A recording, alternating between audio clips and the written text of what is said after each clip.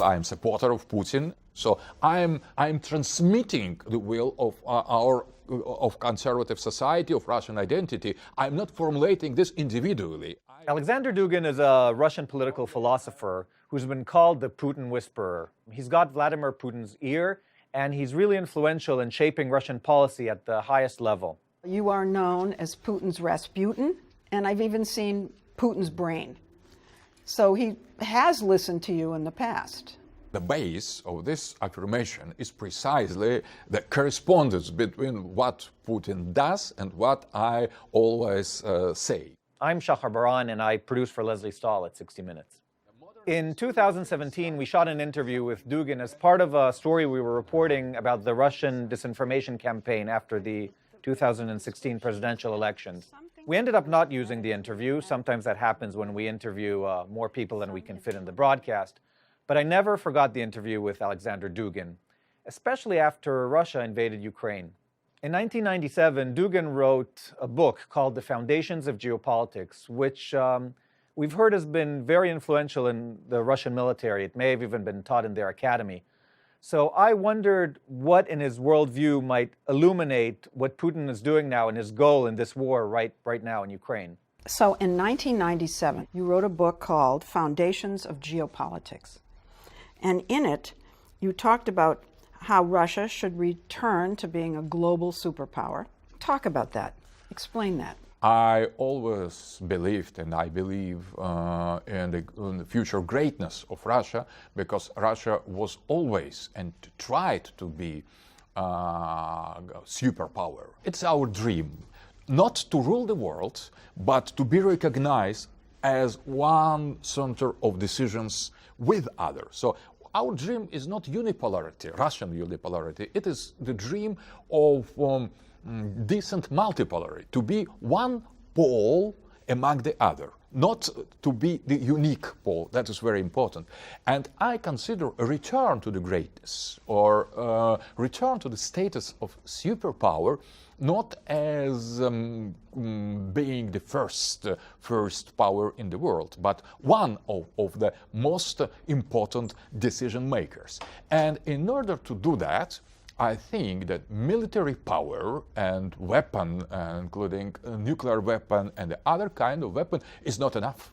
We need to use diplomatic means, and more than that, we need a kind of spiritual sovereignty. We need to be free and liberated, not only physically, as a state, as a people, but as well revival of Russian logos, of Russian spirit, of Russian identity. That is much more important. This Russian identity is a key component of an ultranationalist ideology Dugin espouses called Eurasianism, because Russia is both part of Europe and Asia. Dugin thinks Russia should embrace this geopolitical uniqueness and dominate both spheres.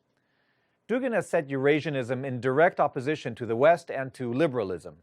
In his 1997 book, Dugin wrote that for Russia to rebuild its power globally, it would need to use disinformation, destabilization, and annexation. He said one of the targets for Russian annexation should be Ukraine. In Dugin's mind, an independent Ukraine stands in the way of Russia becoming a transcontinental superpower. But that wasn't the only prescription Alexander Dugin had for Putin back then. Here's what he told us in 2017. Let me ask you something else that you wrote about in your book. You proposed that Russia annex Ukraine. You said that Russia should encourage Britain to leave the EU, Brexit.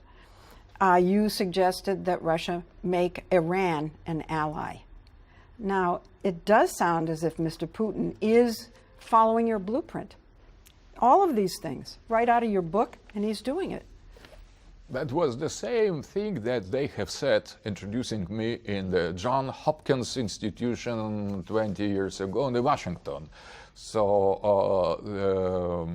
I agree there is a similarity. More than that, but I have developed in my vision, Eurasian vision, that is much more, that is larger than what you have mentioned. That is only first steps in order to But he followed restore... your first steps.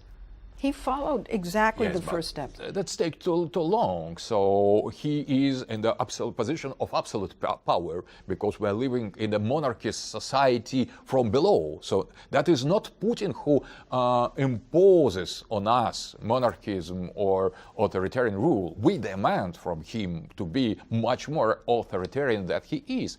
So he a little bit disappoints us because it takes too long. But he did the first steps. First step in the 17 years. So in the 17 years, you could change the globe, change. He listened to you, but he's going too slow. Too slow, yes.